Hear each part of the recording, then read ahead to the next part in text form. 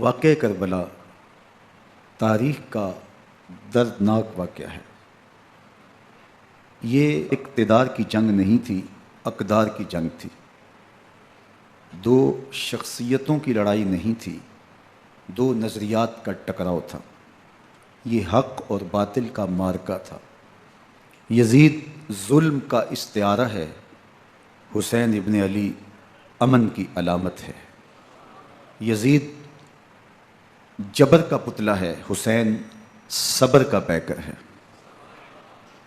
یزید اپنی بدطینت فطرت اور اپنی طبع ناہموار کے باعث دنیا پر ذلت و رسوائی، ظلم، جبر، جور و زیادتی کی علامت بن کے ابھرا، اور حسین ابن علی رضی اللہ تعالی عنہ حق و صداقت کا نشان بن کے ابھرا۔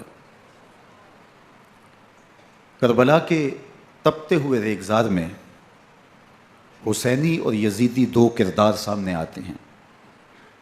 اقبال نے کہا تھا، موسیٰ و فرعون و شبیر و یزید، ایند و قوت از حیات آید پدید، زندہ حق از قوت شبیری است، باطل آخر داغ حسرت میری است، سرخ رو عشق غیور از خون او، شوخی ای مصرع از مضمون او، تا قیامت قطع استبداد کر، موج خون او چمن ایجاد کر۔ یزید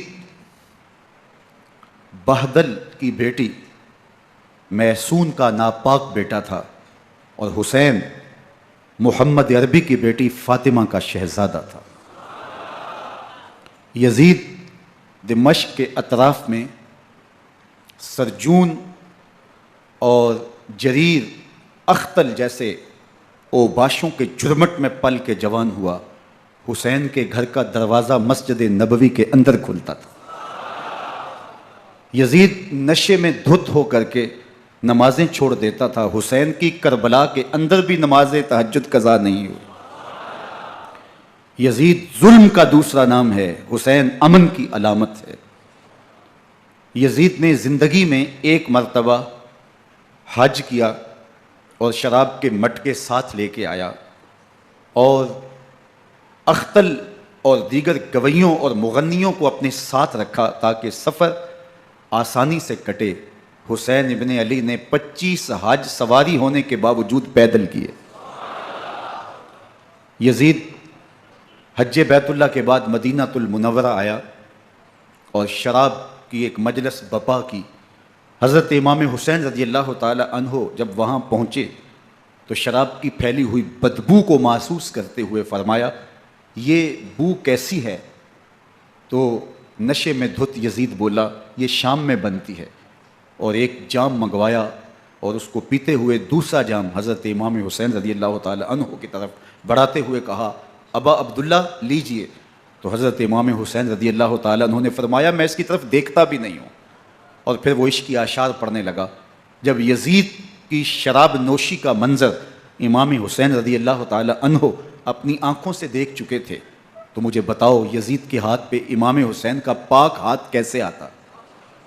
حضرت امام حسین رضی اللہ تعالی عنہ جس ماحول میں پلے تھے، جس ماحول میں پرورش پائی تھی، جس ماحول میں رہے تھے، وہ پاکیزہ اور تقدس ماحول تھا۔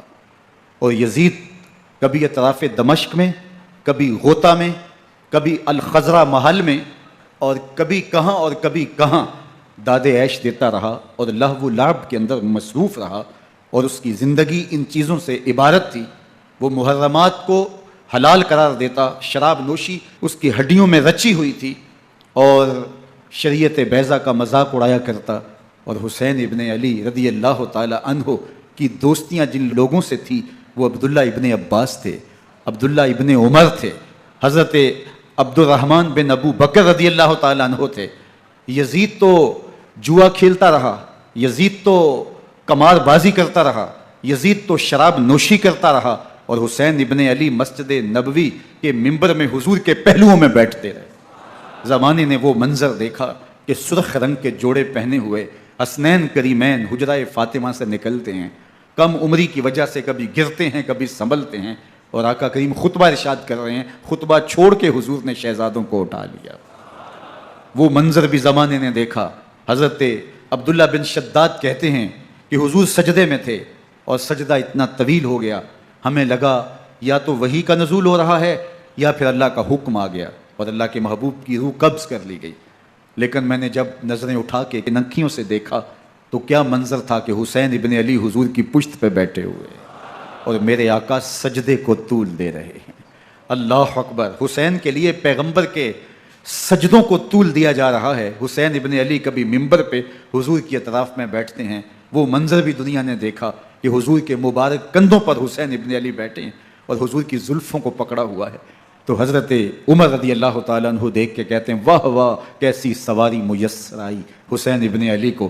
تو میرے آقا مسکرا کے کہتے ہیں عمر سواری دیکھتے ہو سوار بھی تو دیکھو۔ اللہ اکبر! حضرت اسامہ بن زید بن حارثہ رضی اللہ تعالیٰ عنہ فرماتے ہیں رات کا ایک پہر گزر گیا اور مجھے حضور سے کوئی کام تھا، میں آقا کریم کی خدمت میں حاضر ہوا، در دولت پہ دستک دی، حضور تشریف لائے تو چادر اوڑی تھی، بکل کی ہوئی تھی میرے حضور نے، تو میں نے اپنی حاجت کہی تو حضور نے میری حاجت پوری کر دی۔ لیکن ایک منظر میں نے دیکھا کہ حضور نے جو چادر کی بکل فرمائی تھی اس کے اطراف میں پہلوؤں میں ابھار تھے جس طرح اندر کوئی ہو۔ مجھ سے نہ رہا گیا، میں نے پوچھ لیا، میں نے کہا بندہ نواز چادر کے اندر کیا ہے؟ فکشفہ، تو حضور نے چادر کو کھول دیا۔ فیض الحسن والحسین علی ورکہ، تو کہتے ہیں میں نے اپنی آنکھوں سے دیکھا ایک پہلو سے امام حسین لپٹے ہوئے تھے، ایک پہلو سے امام حسن لپٹے ہوئے تھے۔ فرمایا یہ میرے بیٹے ہیں، یہ میری بیٹی کے بیٹے ہیں، اے اللہ میں ان سے پیار کرتا ہوں، تو بھی ان سے پیار کر، جو ان سے پیار کرے اس سے بھی پیار کر۔ ان کی محبت کا درس دیا، ان کے پیار کا سبق پڑھایا، کہا ان سے پیار کرنے والا میرے سے پیار کرنے والا ہے، ان سے بغض رکھنے والا میرے سے بغض رکھنے والا ہے۔ ان کی تکلیف حضور کو بے چین کر دیتی تھی۔ حضرت سیدہ فاطمہ الزہرا رضی اللہ تعالی عنہا کے گھر کے قریب سے گزرے تو حضرت امام حسین کے رونے کی آواز آ رہی تھی، تو آقا کریم علیہ السلام نے فرمایا کہ فاطمہ حسین کو چپ کرواؤ، الا تعلمی ان بقاءہ یؤذینی، تو جانتی نہیں حسین کا رونا مجھے دکھ دیتا ہے۔ حسین ابن علی کو حضور رونے نہیں دیتے تھے، ان کو دکھی نہیں ہونے دیتے تھے، کیونکہ رسول اللہ صلی اللہ علیہ وسلم جانتے تھے کہ یہ کتنے دکھ سہے گا، کتنی تکلیفوں سے گزرے گا اور کتنے مصائب سہے گا۔ زمانے نے وہ گھڑیاں بھی دیکھیں کہ حضرت حذیفہ بن یمان رضی اللہ تعالیٰ عنہ فرماتے ہیں کہ میں حضور کی خدمت میں نماز مغرب کی ادائیگی کے لیے حاضر ہوا، اور میں نے یہ اجازت خاص طور پہ اپنی ماں سے اس شرط پہ لی تھی کہ امی آپ مجھے اجازت دیں، میں حضور کی خدمت میں حاضر ہوتا ہوں، مغرب کی نماز بھی ادا کروں گا اور پھر حضور سے عرض کروں گا حضور میرے لیے اور میری ماں کے لیے بخشش کی دعا کر دیجیے۔ ماں نے اس شرط پہ اجازت دے دی اور میں حضور کی خدمت میں آ گیا، نماز مغرب ادا کی، سلام پھرا تو میرے دل میں آرزو تھی میں حضور سے عرض کروں حضور میرے لیے اور میری ماں کے لیے مغفرت کی بخشش کی دعا کر دیں، لیکن حضور عبادات میں، ذکر میں، نوافل میں ایسے مشغول ہوئے کہ میں آرزو رکھنے کے باوجود بھی عرض نہ کر سکا۔ خیر نماز عشاء کا وقت ہوا، اذان پکاری گئی، حضور مصلی پہ آئے، نماز پڑھی، سلام پھرا تو میرے دل میں پھر خیال آیا کہ ماں سے ایک نماز کی چھٹی لی تھی، نمازیں بھی دو ہو گئیں، ماں نے جاتی پوچھنا ہے حضور سے میرے لیے اور اپنے لیے مغفرت کی بخشش کی دعا کروائی تھی تو کیا جواب دوں گا؟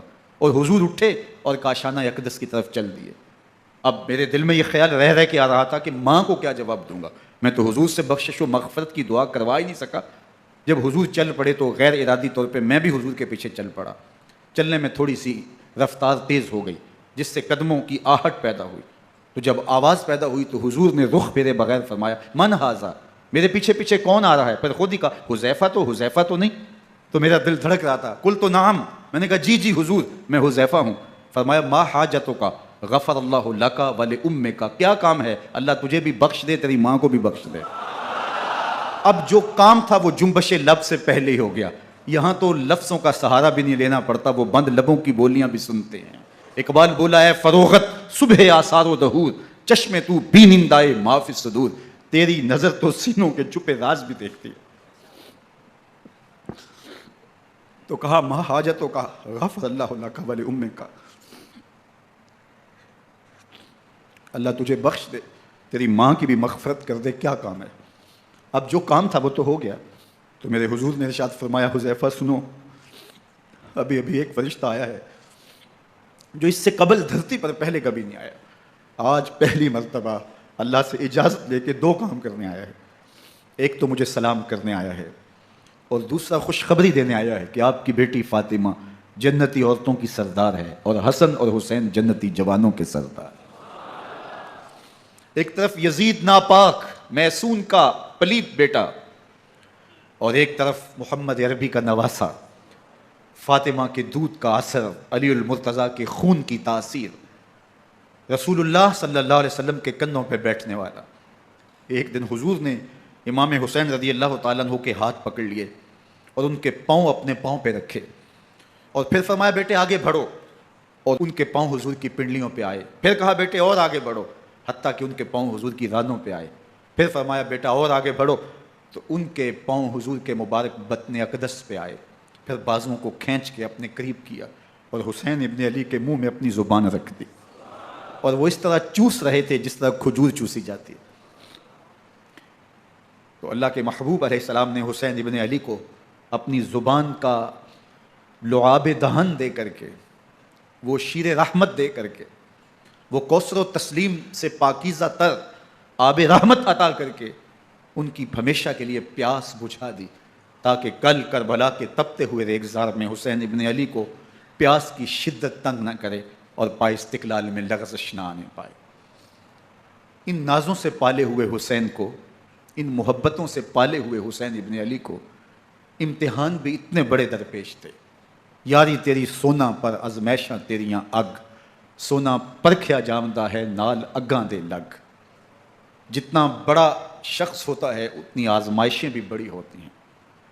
پیغمبر رحمت کی آغوش میں کھیلنے والا، حجرہ فاطمہ کا جانشین، مصلی رسول کا وارث، منبر رسول صلی اللہ علیہ وآلہ وسلم پر حضور کے مبارک پہلو اور گود میں بیٹھنے والا حسین، حضور کی زبان چوسنے والا حسین، حضور کے کندھوں پہ سواری کرنے والا حسین، آقا کریم علیہ الصلوۃ والسلام کے مبارک سجدے کی حالت کے اندر حضور کی پشت پہ کھیلنے والا حسین، جس حسین کا دروازہ مسجد نبوی کے اندر کھلتا تھا اور یزید کی کرتوتوں کے چشم دید گواہ تھے۔ یزید جب تخت نشین ہوتا ہے تو اسے یہ فکر ہوتی ہے کہ امام حسین، عبداللہ بن زبیر، عبداللہ بن عمر، عبداللہ ابن عباس یہ میری بیعت کریں، اور وہ ولید بن عقبہ کو لکھتا ہے کہ ہر صورت میں ان کی بیعت لو، اور اگر بیعت نہ دیں تو سختی کرو۔ حضرت امام حسین رضی اللہ تعالی عنہ کو بلاوا آتا ہے کہ آپ کو دارالامارت میں گورنر ہاؤس میں بلایا جا رہا ہے، ولید بن عقبہ کا پیغام آپ کو پہنچتا ہے۔ آپ اس وقت فرماتے ہیں کہ اس وقت جو پیغام پہنچا ہے وہ کسی خطرے سے خالی نہیں ہے، تو کچھ سواروں کو ساتھ لیا، کہا تم دارالامارت کے باہر کھڑے رہنا، اگر میری آواز بلند ہوئی تو اندر آ جانا، ورنہ تم انتظار کرنا۔ آپ اندر گئے۔ ولید بن عقبہ نے مروان کو بھی بلایا تھا۔ مروان بن حکم یہ گورنر مدینہ ولید سے پہلے رہ چکا ہے، تو اس نے مشورہ دیا کہ سختی کی جائے۔ خیر ولید بن عقبہ نے کہا کہ یہ خط ہے، حضرت امیر معاویہ کا انتقال ہو گیا اور یزید تخت نشین ہوا ہے، لہٰذا وہ آپ سے بیعت کا مطالبہ کرتا ہے۔ تو حضرت امام حسین رضی اللہ تعالیٰ عنہ نے فرمایا کہ میرے جیسا شخص یوں چھپ کے بیعت نہیں کر سکتا، اور آپ واپس پلٹے۔ مروان بن حکم نے ولید بن عقبہ کو کہا کہ یہ موقع ہے جانے نہ دیا جائے، اگر یہ نکل گئے تو دوبارہ تم قابو نہیں پا سکو گے اور انہیں یہیں قتل کر دیا جائے۔ حضرت امام حسین رضی اللہ تعالیٰ عنہ نے یہ بات سن لی۔ کہتے ہیں حضرت امام حسین انہی قدموں کے بل واپس پلٹے اور مروان بن حکم سے مخاطب ہو کے کہا، مروان کیا بول رہا ہے؟ وہ خاموش ہو گیا۔ فرمایا تو جانتا نہیں ہم کون ہیں؟ آنا حسین ابن علی ابن ابی طالب، میں حسین ہوں، میں علی کا بیٹا ہوں، ہمارے گھر میں قرآن اترتا رہا ہے، وحی کا نزول ہوتا رہا ہے، اور یزید فاسق ہے، فاجر ہے، مسلمانوں کا قاتل ہے اور شرابی ہے، میں ڈنکے کی چوٹ پہ یزید کی بیعت سے انکار کرتا ہوں۔ بس حیدری کچھار سے محمدی شیر نکل آیا ہے۔ اب اوسان خطا ہو گئے، راستہ چھوڑ دیا، واپس آئے، سیدہ زینب سے ملے، کہا مدینے کو چھوڑنا پڑے گا۔ کہا بھیا کیا ہوا؟ کہا یزید بیعت لینے پہ مصر ہے اور میں کسی صورت بھی بیعت نہیں کروں گا۔ رسول اللہ کا مدینہ ہمارے خون سے لالہزار بنے گا، میں نہیں چاہتا کہ حضور کے شہر نور کی حرمت پامال ہو۔ دوستو وہ کیسا منظر ہوگا جب حسین ابن علی نے آخری حاضری حضور کے روضے پہ دی ہوگی. حاجی یا معتمر 10 دن کے لیے، 8 دن کے لیے، 20 دن کے لیے مدینہ المنورہ عارضی سکونت اختیار کرتا ہے اور حضور کے روضہ انور سے، اس شہر نور سے، ان گلیوں سے، ان بام و در سے ایسا مانوس ہو جاتا ہے کہ جب واپس پلٹ رہا ہوتا ہے ان دعاؤں کے ساتھ کہ دوبارہ آنا بھی نصیب ہو، اور اسے لگتا ہے کہ میں دوبارہ بھی بلایا جاؤں گا، لیکن اس کے باوجود شہر حبیب چھوڑنا قیامت سے کم نہیں ہوتا. اعظم چشتی مرحوم آخری بار جب حضور کے روضہ انور پہ گئے تو بیمار تھے، ویل چیئر پہ تھے. باب بقی سے باہر نکلے تو خادم سے کہا کہ میری ویل چیئر پیچھے سے کھینچو تاکہ میرا رخ روضہ انور کی طرف رہے. اور وہ پیچھے سے کھینچتا چلا جا رہا ہے، اور جب باب مکہ سے پیچھے جنت البقیع کے قریب سے گنبد خضرا نگاہوں سے اوجل ہونے لگا تو اعظم چشتی مرحوم نے کہا جاں بدن سے نکلتی ہے اعظم، جاں بدن سے نکلتی ہے اعظم، کوئی آسان ہے مدینے سے جدا ہونا، کوئی آسان ہے مدینے سے جدا ہونا. یہ اس شخص کی کہانی ہے جو 10 دن، 5 دن، مہینہ، 2 ماہ وہاں رہتا ہے اور پھر اس شہر کو چھوڑ کے آنا اس کے لیے آسان نہیں ہوتا. اور مجھے بتاؤ کہ حسین جو پیدا مدینے میں ہوا، جس کے گھر کا دروازہ مسجد نبوی کے اندر کھلتا تھا، جو مسجد نبوی کے اندر پرورش پا کے جوان ہوتا ہے اور مدینے کی گلیوں میں کھیلتا رہا، اس حسین ابن علی کے لیے مدینہ چھوڑنا، اور پھر وہ اس بات کا علم اور شعور رکھتے تھے کہ یہ آخری بار حضور کے در پہ حاضری ہے، دوبارہ اس شہر نور میں نہیں آ سکوں گا، تو کیا قیامت ہوگی اور کیا منظر ہوگا. محمد بن حنفیہ کے علاوہ خاندان نبوت کے جتنے لوگ تھے ان سب نے شہر مدینہ کو الوداع کہا، اور رات کے موقع میں مدینہ المنورہ کو، مسجد نبوی کو چھوڑ کر کے مکہ کی جانب عازم سفر ہوئے. 3 شعبان المعظم کو مکہ المکرمہ پہنچتے ہیں. ادھر کوفیوں کے خطوط آنے شروع ہو جاتے ہیں. حضرت امام حسین رضی اللہ تعالیٰ عنہ مسلم بن عقیل رضی اللہ تعالیٰ عنہ کو صورتحال معلوم کرنے کے لیے بھیج دیتے ہیں. 40,000 کوفی آپ کے ہاتھ پہ بیعت کر لیتے ہیں. ادھر 25 پیدل حج کرنے والے حضرت امام حسین 8 ذی الحج کو احرام باندھتے ہیں، لیکن آپ کو پتہ چلتا ہے کہ حاجیوں کے روپ میں قاتل چھپا دیے گئے، تو آپ اس احرام کو حج کی بجائے عمرے میں بدلتے ہیں اور کوفے کی جانب عازم سفر ہوتے ہیں. کائنات والو، ذرا سینے پہ ہاتھ رکھ کے دیکھو کہ یہ کتنا مشکل مرحلہ تھا. اس دین کی آبرو کو بچانے کے لیے حضرت امام حسین رضی اللہ تعالیٰ عنہ نے کتنا بڑا قدم اٹھایا. آپ کے بہی خواہ، دوست، احباب عبداللہ بن عمر یہ سارے روکتے ہیں. عبداللہ بن عباس کہتے ہیں حضرت نہ جائیے، الکوفی لا یوفی، کوفی کبھی وفا نہیں کرتے. آپ کے والد کو وہاں شہید کیا گیا، لیکن آپ ایک فرض کو نبھانے جا رہے ہیں. میرے غم گسارو، میرے مہربانوں، نہ روکو مجھ کو جانے دو، مجھے نانے کے دی کی ڈوبتی کشتی بچانے دو. میں جاتا ہوں کہ دنیا پر وفا کا نام رہ جائے، میں رہوں نہ رہوں پر عظمت اسلام رہ جائے. میں نہیں جاتا تو نبی کے گھر کی آن جاتی ہے، میں نہیں جاتا تو نبی کے گھر کی آن جاتی ہے. تمہارا دین جاتا ہے، میری غیرت ایمان جاتی ہے. حضرت امام حسین یہاں سے چلتے ہیں، ابھی راستے میں ہی پہنچتے ہیں کہ یہ خبر آتی ہے کہ کوفے والوں نے بے وفائی کر دی. حضرت مسلم بن عقیل رضی اللہ تعالیٰ عنہ کو شہید کر دیا گیا، نعمان بن بشیر معزول کر دیے گئے، ابن مرجانہ ابن زیاد وہاں متعین کر دیا گیا جو سخت گیر شخص تھا، اور اس نے لوگوں کو ڈرایا، دھمکایا، اور کوفے کے لوگوں کے دل بدل گئے اور وہ بیتیں توڑنے لگے. وہ منظر مسجد کوفہ کا کتنا دلگداز تھا. جب امام نماز کے لیے کھڑے ہوئے تو 40,000 لوگ آپ کے پیچھے تھا. جب سلام پھیرا اور امام نے دیکھا کہ پیچھے لوگ نہیں ہیں، پھر لوگوں نے اپنے دروازے بھی بند کر لیے.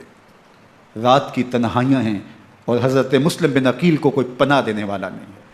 لوگوں نے دروازے بند کر لیے کہ کہیں ہمارے گھر میں نہ آ جائیں اور ہم مشقت اور حکومتی تشدد کا شکار نہ ہوں. کتنا دردناک لمحہ ہے حضرت مسلم بن عقیل رضی اللہ تعالیٰ عنہ پہ، اور پھر حضرت مسلم بن عقیل بے دردی سے شہید کر دیے جاتے ہیں۔ آپ ابھی راستے میں ہیں، یہ ساری کہانی پہنچتی ہے کہ حضرت مسلم شہید کر دیے گئے اور بے دردی سے شہید کر دیے گئے۔ وہ جنہوں نے خط لکھے تھے کہ ہم آپ کے ساتھ ہیں اور ہم منتظر ہیں، چشم برا ہیں، آپ کے قدموں کی چاپ سننے کے لیے بےتاب ہیں، آج انہوں نے بیتیں توڑ دی، 40,000 کوفی منحرف ہو گئے۔ مسجد کوفہ کا وہ منظر کس قدر روح کو تڑپا دینے والا تھا۔ ہم پچھلے سال عصر اور مغرب کے درمیان جب کوفہ پہنچے تو سورج ڈوبنے کے قریب تھا۔ میں نے اپنی زندگی میں اتنا اداس موسم کہیں نہیں دیکھا جتنا اداس موسم کوفے میں دیکھا۔ ایسے لگتا تھا جس طرح کوفے کی آب و ہوا آج بھی شرمندہ ہے، جو مسلم بن عقیل اور خاندان نبوت کے ساتھ اہل کوفہ نے کیا۔ حضرت امام حسین رضی اللہ تعالیٰ عنہ کو ان کے بہی خواہوں نے، اعزاء نے، اقرباء نے، دوستوں نے، آوان و انصار نے، ساتھیوں نے کہا کہ حضرت حالات یکسر تبدیل ہو گئے، اب ہمیں مراجعت کر جانی چاہیے، واپس پلٹ جانا چاہیے۔ تو حضرت امام حسین کافی سوچ بچار میں رہے، پھر اس کے بعد آپ نے فیصلہ کیا کہ ہم آگے بڑھیں گے۔ دوستوں نے کہا کہ حضرت اگر آپ آگے بڑھیں گے تو ہمیں لگتا ہے کہ وہ آپ کے ساتھ سلوک اچھا نہیں کریں گے اور آپ بچوں کے سامنے پیاس سے شہید کر دیے جائیں گے۔ تو حضرت امام حسین رضی اللہ تعالیٰ عنہ نے وہاں ایک خطبہ ارشاد فرمایا کہ لوگوں تم جو مجھے بتا رہے ہو مجھے اچھی طرح معلوم ہے، جو تم مجھے منظر پیش کر رہے ہو وہ میری نگاہوں میں ہے، اور جو کچھ ہونے والا ہے چشم تصور وہ منظر دیکھ رہی ہے۔ کیونکہ حضرت امام حسین رضی اللہ تعالیٰ عنہ کی شہادت کی خبر حضرت امام حسین کے پیدا ہوتے ہی خاندان نبوت میں عام تھی۔ حضور علیہ الصلوۃ والسلام کو یہ بات جبریل امین نے آ کے بتائی تھی جب حسین ابن علی کے ساتھ حضور محبت کا اظہار کر رہے تھے، تو یہ جبریل امین نے آ کے کہا تھا حضور آپ کا یہ بیٹا عرض طف میں شہید کر دیا جائے گا، اور کربلا کی مٹی لا کے حضور کو دی اور ام سلمہ کو حضور نے عطا کر دی۔ حضرت ام سلمہ کہتی ہیں کہ ایک دن میں سوئی تو خواب دیکھا کہ حضور کے مبارک بال بکھرے ہوئے ہیں اور سخت پریشان ہیں، تو میں نے کہا کہ حضور آپ کی یہ کیا حالت ہے؟ وَبِيَدِهِ قَارُورَةٌ، اور حضور کے ہاتھ میں ایک شیشی ہے، فیہا دمن، جس کے اندر خون ہے۔ تو میں نے کہا حضور یہ کیا؟ فرمایا میں قتل گاہ حسین سے آ رہا ہوں اور یہ حسین ابن علی کا خون ہے۔ تو کہا 10 محرم کا دن تھا، دوپہر کا یہ منظر تھا، میں قیلولہ کر کے اٹھی، جب میں نے دیکھا تو وہ شیشی جس میں کربلا کی مٹی رکھی تھی وہ خون بن چکی تھی۔ تو یہ خبر پہلے دی گئی تھی، یہ بتا دیا گیا تھا۔ فرمایا میرے دوستو جو تم مجھے بتاتے ہو میں اس سے بے خبر نہیں ہوں، یہ سب کچھ ہونے والا ہے، لیکن اس کے باوجود میں کیوں جا رہا ہوں؟ تو آپ کا ایک تاریخ ساز جملہ ہے جو کربلا کے فلسفے کو ہمارے سامنے رکھتا ہے کہ یہ اتنا بڑا امتحان کیوں دیا۔ حضرت امام حسین رضی اللہ تعالیٰ عنہ نے فرمایا وَلَكُمْ فِيَّ أُسْوَةٌ، میں اس لیے جا رہا ہوں قیامت تک ظلم، جبر اور ناانصافی کے خلاف کھڑے ہونے والوں کے لیے کوئی نمونہ تو ہو۔ میری زندگی قیامت تک ظلم، جبر اور استحصالی نظام کے خلاف کھڑے ہونے والوں کے لیے نمونہ ہے۔ تو حضرت امام حسین رضی اللہ تعالیٰ عنہ نے حق اور باطل کے درمیان ایک سرخ لکیر کھینچ دی اپنے خون سے۔ اب حق اور باطل کا امتیاز کرنا مشکل نہیں ہے، کوئی باطل پہ اڑا رہے تو الگ بات ہے، لیکن امتیاز کرنا مشکل نہیں ہے۔ حدود بالکل واضح کر دی۔ اقبال نے یہاں کتنی خوبصورتی کے ساتھ اس مضمون کو نبھایا۔ سرخ رو عشق غیور از خون او، شوخی این مصرع از مضمون او، تا قیامت قطع استبداد کر، موج خون او چمن ایجاد کر۔ ایک جہاں آباد کر دیا، حق اور باطل کی راہیں اجال دی۔ اب لوگوں کو یزید کا چہرہ پہچاننے میں دیر نہیں لگتی، وقت کے ہر یزید کا چہرہ آسانی سے پہچانا جا سکتا ہے۔ یہ معرفت زمانے کو کروائی کس نے؟ حسین ابن علی نے کروائی رضی اللہ تعالی عنہ۔ تو حضرت امام حسین نے فرمایا کہ جو میرے ساتھ ہونے والا ہے میں اچھی طرح جانتا ہوں، لیکن میں اس کے باوجود آگے بڑھوں گا۔ پھر بڑھے اور کربلا میں جا کے خیمہ زن ہو گئے۔ 7 محرم کو پانی بند کر دیا گیا۔ پانی بند ہوا تو کھانا بھی میسر نہیں تھا، لیکن ذکر پانی کا ہوتا ہے اس لیے کہ کھانے کے بغیر انسان کئی دن کاٹ لیتا ہے، لیکن پانی کے بغیر گزر نہیں ہوتی۔ تو فرات کی نہر سامنے اپنی موجوں کے ساتھ چمک رہی ہے، لیکن ایک قطرہ آب بھی آل رسول کو نہیں دیا جا رہا۔ کائنات کے اندر ایسے انوکھے امتحان بھی ہوتے ہیں، وارث ہوں ساقی کوثر کے، مالک ہوں حوض کوثر کے، اور بیٹے ہوں ساقی کوثر کے، اور آج ایک بوند پانی کی بھی میسر نہ ہو۔ صبر کا امتحان ہے، عزیمت کا امتحان ہے، حضرت امام حسین رضی اللہ تعالیٰ عنہ خیمہ زن ہو گئے، 3 دن تک پانی بند رہتا ہے۔ 9 محرم کو رات کی تنہائی میں حملہ آور ہونا چاہتے ہیں، لیکن آپ نے کہا کہ ہمیں اللہ کی حضور عبادت اور ذکر کے لیے وقت دیا جائے۔ ساری رات ذکر میں گزرتی ہے، عبادات میں گزرتی ہیں۔ رات کے اندھیرے میں آپ چراغ بجھا دیتے ہیں۔ آوان و انصار کو کہتے ہیں کہ ان کی دشمنی میرے ساتھ ہے، انہیں میرا خون چاہیے، اگر تم رات کی تاریکی میں نکل جاؤ تو میں تم سے کوئی مواخذہ نہیں کروں گا، اور یہ بھی تمہارا پیچھا نہیں کریں گے، اس لیے کہ ان کا مطلوب تم نہیں ہو، ان کا مطلوب میں ہوں۔ جب چراغ جلایا تو کوئی بھی نہیں گیا۔ مسلم بن نوسجہ کھڑے ہو کے کہتے ہیں حضرت اگر ہمارے بدن کو 70 بار کاٹا جائے اور جلایا جائے اور ہواؤں میں اڑا دیا جائے پھر بھی آپ کا ساتھ نہیں چھوڑیں گے۔ 70 سال کے بوڑھے ہیں حبیب بن مظاہر، کہتے ہیں حضرت آپ کو چھوڑ کے جائیں کہاں، آپ کو چھوڑ کے جائیں کہاں، کوئی ساتھ چھوڑنے کے لیے تیار نہیں ہے۔ پیاس ہے، سخت گرمی ہے، کربلا کا ماحول ہے، 72 افراد اور خاندان کی خواتین میدان کربلا میں خیمہ زن ہیں۔ دوسری طرف لشکر اعداء اشقیا 22,000 کی تعداد میں مقابلے میں، ایک روایت 30,000 کی ہے۔ ان صرف 72 پیاسے لوگوں کے لیے اتنے لوگوں کو جمع کرنے کا مقصد خوف زدہ کرنا تھا۔ شرط ہے کہ یا یزید کی بیعت کر لیں، محاصرے توڑ دیں گے، پانی دستیاب ہوگا، اعزاز و اکرام سے نوازا جائے گا، خزانوں کے منہ کھول دیے جائیں گے۔ لیکن حسین ابن علی کہتے تھے سب کچھ لٹ جائے گا، باطل کے ہاتھ پہ ہاتھ نہیں رکھوں گا۔ اللہ اکبر۔ اب صبح طلوع ہوتی ہے، عاشور کا دن چڑھتا ہے، سورج اپنی پوری تمازت کے ساتھ گرمی برسا رہا ہے۔ آج خاندان نبوت کا امتحان زمانے نے دیکھنا ہے۔ رسول اللہ کا لعاب چوسنے والا اس کے صبر کا آج امتحان ہے، حضور کے کندھوں پہ کھیلنے والے حسین کا آج امتحان ہے۔ اللہ اکبر۔ حسین ابن علی تمام حجت کرتے ہیں میں نے تمہارا کچھ نہیں بگاڑا، میں نے کسی کا خون نہیں کیا، میں نے کوئی زیادتی نہیں کی، تم کیوں میرے قتل کے در پے ہو؟ تم جانتے نہیں میں کون ہوں؟ میں تمہارے نبی کا نواسا ہوں، رسول اللہ صلی اللہ علیہ وآلہ وسلم کے کندھوں پہ کھیلتا رہا ہوں، حضور کا لعاب چوستا رہا ہوں، اور میں بوسہ گاہ رسول صلی اللہ علیہ وآلہ وسلم ہوں۔ لیکن ان اشقیاء کے دل پر کوئی چیز اثر انداز نہیں ہوتی۔ ایک ہور ہے، اللہ اس کے دل میں نرمی ڈالتا ہے۔ پہلے تو امام حسین کو گھیر کے لے کر کے آتا ہے، لیکن بعد میں وہ قافلہ یزید سے قافلہ حسین کی طرف آ جاتا ہے۔ امام حسین فرماتے ہیں تو دنیا میں بھی ہور ہے، آخرت میں بھی ہور ہے، آزادی مل جاتی ہے۔ باقی 22,000 کا لشکر جرار امام حسین کے قتل کے در پائے ہے۔ پھر تاریخ نے خاندان نبوت کا وہ انوکھا امتحان دیکھا۔ حضرت امام حسین کے بچے بالخصوص خواتین پیاس کی شدت میں حلق خشک ہیں۔ حضرت سکینہ تڑپ کے اپنے باپ سے کہتی ہیں کہ مجھے 6 ماہ کے علی اصغر کی پیاس نہیں دیکھی جا رہی۔ بچے کو ہاتھوں پہ اٹھاتے ہیں اور نہر فرات کے کنارے پہنچ کے فرماتے ہیں اشقیاء سے مخاطب ہو کے تمہارا معاملہ میرے ساتھ ہے، اس 6 ماہ کے بچے نے تمہارا کچھ نہیں بگاڑا، اور چلو بھر کے اس کا حلق سیراب کرنا چاہتے ہیں۔ ایک دوشخہ تیر آتا ہے جو حضرت علی اصغر کے گلے کو چیر دیتا ہے۔ راوی لکھتے ہیں کہ وہ عام تیر نہیں تھا، جانوروں کو شکار کرنے کے لیے جو بڑے تیر ہوتے ہیں وہ دوشخہ تیر تھا۔ وہ گردن کو کاٹ دیتا ہے، خون بہنے لگتا ہے، گردن لٹک جاتی۔ حضرت امام حسین وہ بہتا ہوا خون اپنے چلو میں لیتے ہیں اور آسمان کی طرف اچھال کے کہتے ہیں مالک حسین کی یہ قربانی بھی قبول فرما۔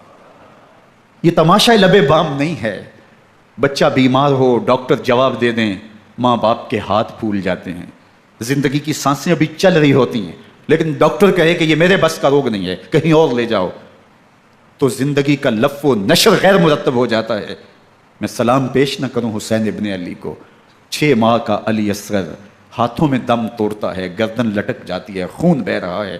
اب خیموں کی طرف بڑھ رہے ہیں، لیکن زبان پہ شکایت نہیں ہے، کہتے ہیں مالک حسین کی یہ قربانی قبول کر لے۔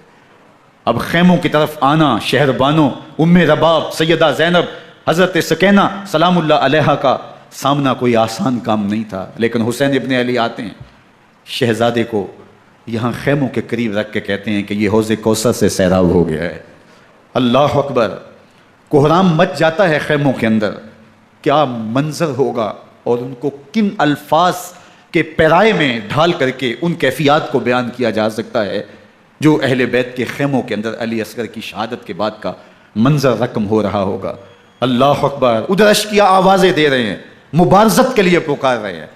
زمانے نے پھر وہ منظر بھی دیکھا کہ جوان بیٹے کو 18 سال کی کمائی حضرت امام حسین میدان عمل میں بھیج رہے ہیں۔ وہ علی اکبر جو حسین کا نور نظر ہے، آنکھوں کا قرار ہے، دل کی تسکین ہے۔ اور پھر حضرت علی اکبر جب گھوڑے کی زین سے فرش زمین پہ گرتے ہیں تو باپ کو آواز دیتے ہیں، اور حضرت امام حسین جو ہے وہ آگے جا کے بیٹے کی لاش اٹھاتے ہیں۔ اللہ اکبر، 18 سال کے بیٹے کی لاش کو کندھوں پہ اٹھا کے خیموں تک لاتے ہیں اور ہاتھ پھیلا کے کہتے ہیں مالک حسین کی یہ قربانی بھی قبول فرما۔ کبھی قاسم بن حسن کی لاش اٹھا کے لاتے ہیں، کبھی اون و محمد کی لاشیں اٹھا کے لاتے ہیں، بھتیجوں کی، بھانجوں کی، بھائی عباس کے کٹے ہوئے بازو اور زخموں سے چھدا ہوا لاشا۔ کیا کیا قیامتیں تھیں جو اس کربلا کے ایک میدان کے اندر نہیں توڑی گئیں۔ حضرت امام حسین پر دکھ پہ دکھ، تکلیفوں پہ تکلیفیں، اب 71 لاشیں اٹھا کے خیموں تک پہنچا چکے، اور ادھر مبارزت کی دعوت دی جا رہی، آؤ میدان عمل میں آؤ، اب دیر کیوں کر رہے ہو۔ رسول اللہ کا حرم، رسول اللہ کی شہزادیاں جو نازوں میں پلی تھیں، وہ کلیاں جو شبنم کا بوجھ بھی گوارا نہیں کر سکتی تھی، آج مصیبتوں کے پہاڑ ٹوٹ گئے۔ حضرت امام حسین کبھی شہربانوں کو، کبھی ام رباب کو دلاسا دیتے ہیں، کبھی حضرت زینب کو کہتے ہیں۔ حضرت زینب کربلا کے اس میدان کے اندر بڑے حوصلے کے ساتھ اپنے بھائی کے ساتھ کھڑی رہی، اپنے 2 بیٹے راہ خدا میں پیش کیے، ان کی لاشیں وصول کیں، لیکن زینب جس جرأت کے ساتھ، جس پامردی کے ساتھ اس سارے منظر کو حوصلے کے ساتھ سہتی رہی، وہ یقیناً حوصلہ سیدہ زینب سلام اللہ علیہا کا ہی ہے۔ لیکن یہ وہ منظر تھا کہ زینب کا دل بھی ڈول گیا جب حسین ابن علی گھوڑے پہ بیٹھنے لگے، اور ان کو گھوڑے میں بٹھانے والا کوئی نہیں تھا، اور جو بھی سوار جاتا پھر واپس اس کی لاش ہی آتی اور حسین ابن علی لے کے آتے۔ آج حسین ابن علی جا رہے ہیں، زندگی کا سارا سرمایہ لٹ رہا ہے، حضرت زینب سلام اللہ علیہا سنبھل نہیں رہی۔ حضرت امام رضی اللہ تعالیٰ عنہ اٹھے اور آپ نے حضرت زینب کو صبر کی تلقین کی اور کہا کہ صبر ہی بہترین ذریعہ ہے اور اللہ کی قربت کا ایک بہترین سبب ہے، اور ان کو صبر کی تلقین کرتے ہوئے فرمایا کہ میرے بعد تم نے اس ذمہ داری کو سنبھالنا ہے، اور ان مخدرات اسلام کی، ان شہزادیوں کے پردے کی تم نے حفاظت کرنی ہے۔ اور پھر گھوڑے کی زین کس کے امام حسین لشکر اشقیاء کی طرف بڑھتے ہیں۔ اب خیموں سے سسکیوں کی آواز آ رہی ہے، ان کا سردار، ان کا تاجدار آج سب کو چھوڑ کے کربلا کے میدان کی طرف بڑھ رہا ہے۔ جرم کیا کیا، قصور کیا کیا، اس نے کیا زیادتی کی کہ آج نیزوں اور انیوں کے مقابلے میں 22,000 کا لشکر حضرت امام حسین پہ ٹوٹ پڑتا ہے۔ آپ پھر اتمام حجت کرتے ہیں، میں نے کسی کو قتل نہیں کیا، خون ناحق نہیں بہایا، میرے خون کے درپے کیوں ہو، اپنی آخرت کیوں برباد کرتے ہو، تم جانتے نہیں میں کون ہوں، میں تمہارے نبی کا نواسا ہوں۔ لیکن ابن زیاد کہتا ہے مقابلے میں آؤ۔ پھر حضرت امام حسین رضی اللہ تعالیٰ عنہ مقابلے میں آتے ہیں، اور جب گھوڑے کو ایڑ لگا کے دشمن اشقیاء پہ ٹوٹتے ہیں تو پھر ایسا منظر ہوتا ہے کہ وہ بھیڑ بکریوں کی طرح آگے بھاگتے ہیں۔ 71 زخم کلیجے پہ لیے شجاعت کا یہ پیکر جب میدان میں آتا ہے، آواز آتی ہے، یہ کون ذی وقار ہے، بلا کا شاہ سوار ہے، لباس ہے پھٹا ہوا، غبار سے اٹا ہوا، تمام جسم نازنی چدا ہوا کٹا ہوا، یہ نبی کا نور عین ہے، یہ بال یقین حسین ہے، یہ حسین ابن علی ہے رضی اللہ تعالیٰ عنہ۔ پھر چاند بادلوں میں گھر جاتا ہے، شامی ہنڈے تیر برساتے ہیں، تلواروں سے آپ کے بدن پر ضربیں لگاتے ہیں اور نیزوں سے آپ کے بدن کو پرو دیتے ہیں۔ جب آپ کا پیراہن بعد میں اتارا گیا تو آپ کے پیراہن میں 122 سوراخ تیروں کے تھے، 33 زخم تلواروں کے، 34 گھاؤ نیزوں کے تھے۔ جب گھوڑے کی زین سے فرش زمین پر آئے، بدن چھلنی تھا، زخم زخم سے خون بہ رہا تھا، 3 دن کا پیاسا حسین، اللہ اکبر، بدن زخموں سے چور، 71 لاشیں کلیجے پہ لیے، مخدرات اسلام کے پردے کا خیال دل میں الگ ہے، لیکن گھوڑے کی زین سے جب فرش زمین پہ امام حسین آتے ہیں، زبان پہ ہائے نہیں، نالا و شیون نہیں، چیخ و پکار نہیں، آتے ہی پیشانی سجدے میں رکھتے ہیں اور پکارتے ہیں اللہم ردن بقضائک و صبرا علی بلائک تسلیما لامرک سبحان ربی الاعلی۔ مالک گھر لٹا کے، بچے لٹا کے، خاندان سب کچھ قربان کر کے، اپنے بدن کو زخموں سے چھلنی کروا کے، تیروں اور نیزوں کی انیوں سے اپنے آپ کو زخمی کروا کے، تیرے حضور سر جھکا کے یہ اقرار کرتا ہوں کہ حسین تیری تقدیر پہ راضی ہے، مالک تو بھی بتا، تو بھی حسین پہ راضی ہوا ہے کہ نہیں ہوا۔ آواز آ رہی ہے، اس پیاسے پر علی شیر خدا کو ناز ہے، اس نواسے پر محمد مصطفیٰ کو ناز ہے، اوروں نے بھی سجدے کیے پر اس کا عجب انداز ہے، اس نے وہ سجدہ کیا جس پر خدا کو ناز ہے۔ حسین ابن علی رضی اللہ تعالیٰ عنہ کا سر انور دستے قاتل نے تب کاٹا جب وہ سجدے میں جھکا ہوا تھا۔ یزید نے کہا میں بیعت لوں گا، امام حسین نے کہا کبھی بھی نہیں دوں گا، یہ سر کٹ سکتا ہے جھک نہیں سکتا۔ سر کاٹ کے نیزے کی نوک پہ چڑھا دیا گیا، اور یہ اس بات کا اعلان تھا کہ ہم جیت گئے اور حسینی ہار گئے، اور لشکر یزید میں غوغا مچ گیا، نقارے بجنے لگے کہ ہم جیت گئے، دیکھو امام حسین شہید کر دیے گئے، اور سر کاٹ کے نیزے کی نوک پہ چڑھایا گیا۔ لیکن لشکر یزید سے یہ آواز آئی یہ کیسا سر ہے جو کٹ کے بھی سر بلندی ہے، کٹ گیا ہے پھر بھی اونچا ہے۔ اللہ اکبر، یہ سر سجدے میں کٹا ہے، رب کے حضور عبادت کی حالت میں کٹا ہے۔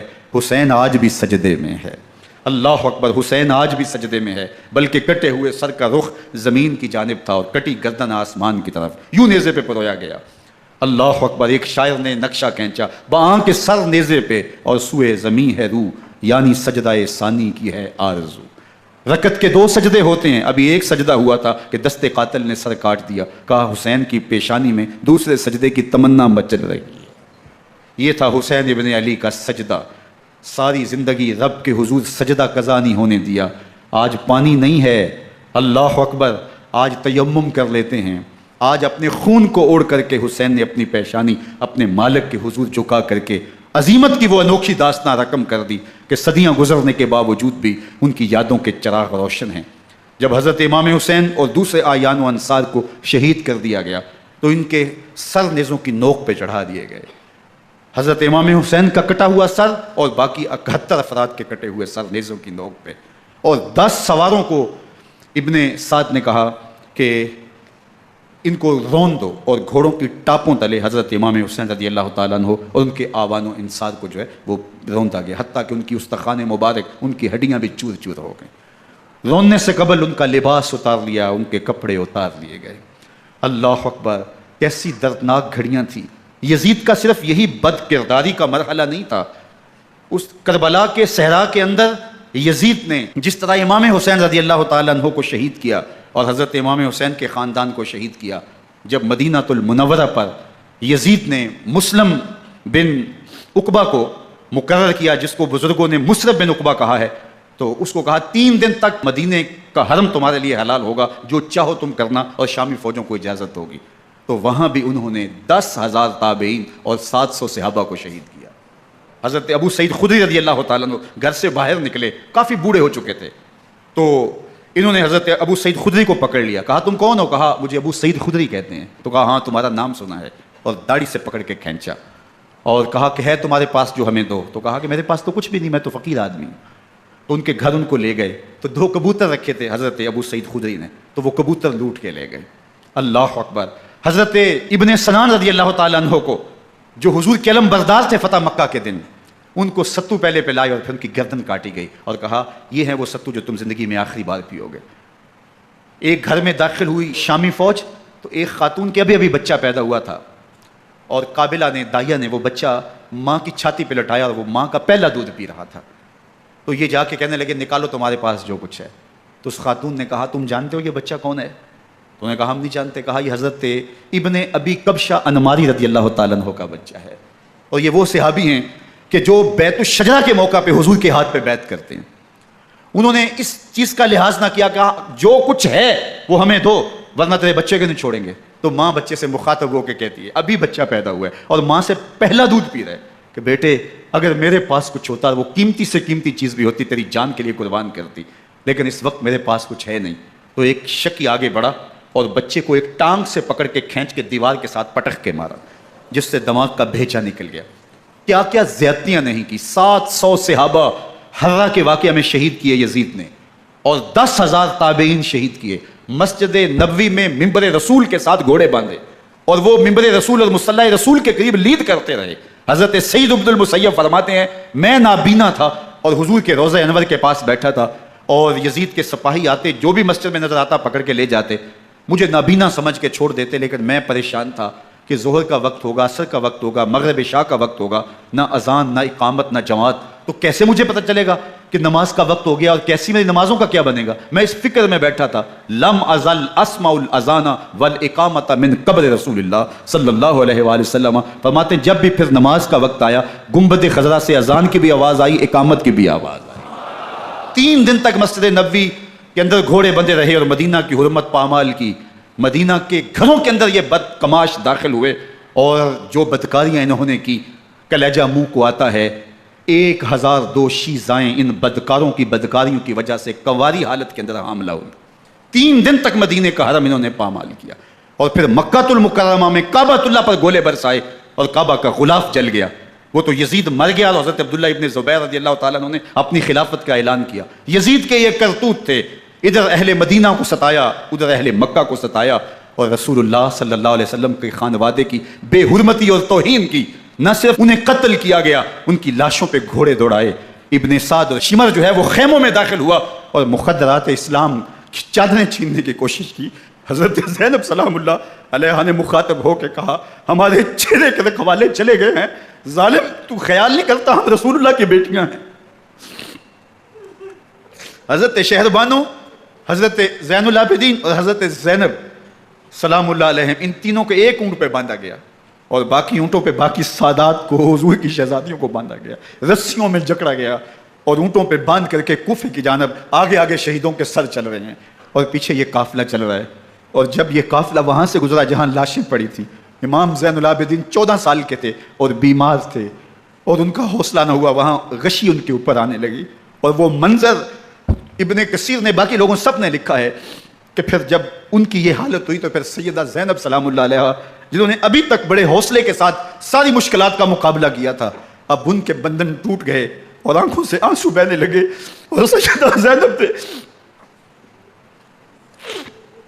امام حسین رضی اللہ تعالیٰ عنہ کی لاش پہ کھڑے ہو کے، اور وہ روندی ہوئی لاش، ٹوٹی ہوئی ہڈیاں اور وہ بریحاں بدن، کٹا ہوا سر نیزے کی نوک پہ اور لاش یہ پڑی ہے، تو حضرت سیدہ زینب نے مدینے کی طرف منہ کر کے جو ہے وہ حضور سے فریاد کی، یا محمد آہو، یا محمد آہو، ھذا حسین بالآرا مزمل بالدماء، یا محمد آہو بناتوں کا سبایا۔ یا رسول اللہ، اے پیارے آقا، یا جد آہو، اے ہمارے نانا محترم، یہ دیکھیے آپ کا حسین پڑا ہوا ہے، بدن سے کپڑے اتار لیے گئے، خاک ہوائیں اڑا رہی ہیں اور اس کے اوپر چادر جو ہے وہ مٹی کی پڑ گئی ہے، حضور آپ کی اولاد کاٹ دی گئی، اور پھر کہا بناتوں کا سبایا، حضور دیکھیے آپ کی بیٹیوں کے ہاتھ باندھ دیے گئے ہیں، اونٹوں پہ کس دیا گیا ہے، سر شہیدہ آگے آگے چل رہے ہیں، اور حضرت سیدنا امام حسین کا آگے آگے سر ہے۔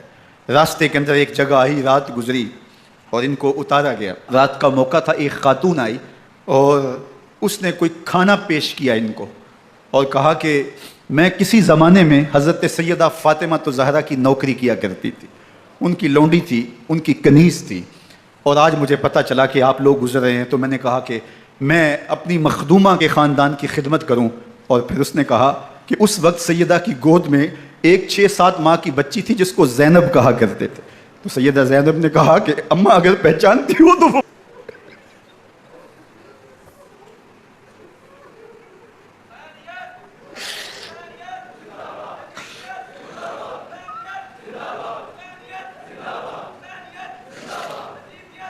یہ تاراج اور لٹا ہوا کارواں پھر وہاں سے کوفے میں کیسے پہنچا، اور کوفے کے اندر سیدہ زینب سلام اللہ علیہ نے وہ یزید کے دربار میں، ابن زیاد کے دربار میں وہ جرأت آمیز جو باتیں کہیں، اللہ اکبر، زینب کی زبان میں علی کی خطابت بول رہی تھی، اور پھر دشمن اور دوست سارے رونے لگے، اور وہ کیا دل گداز منظر تھے، اور پھر یہ سروں کا قافلہ اور سادات کرام کا مشکیں کسی ہوئی ہیں اور اونٹوں پہ باندھے ہوئے، ان کو وہاں سے پھر قادسیہ اور قادسیہ سے پھر دمشق یزید کے دربار میں پہنچایا گیا، اور وہاں سے یہ لٹے ہوئے خانمہ برباد تاراج لوگ مدینہ المنورہ میں کیسے پہنچے، اور اہل مدینہ نے کیسے استقبال کیا، اور وہ منظر کتنا دلگداز تھا جب اہل مدینہ زینب سے پوچھتے تھے زینب حسین کہاں ہے،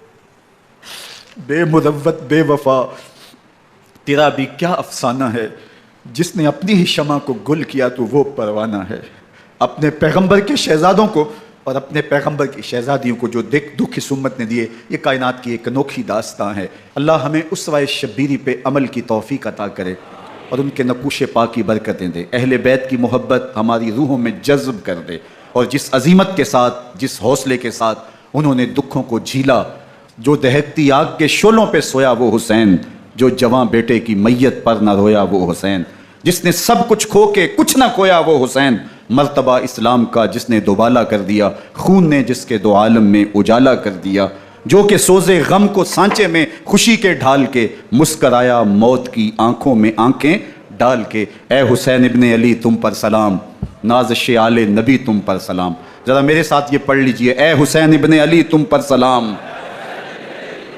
نازش آل نبی تم پر سلام، تم پہ لاکھوں رحمتیں لاکھوں سلام، اے شہیدان محبت کے امام، لالا گوں لالا بدن لالا کفن، اے چمن اندر چمن، زندگی ہی زندگی تیری حیات، اے حیات اندر حیات، افتخار ملت بیضا ہے تو، رب کعبہ کی قسم یکتا ہے تو، فخر کا دل میں دریچہ باز کرنا چاہیے، جن کا تو آقا ہے ان کو ناز کرنا چاہیے۔ وآخر دعوانا ان الحمدللہ۔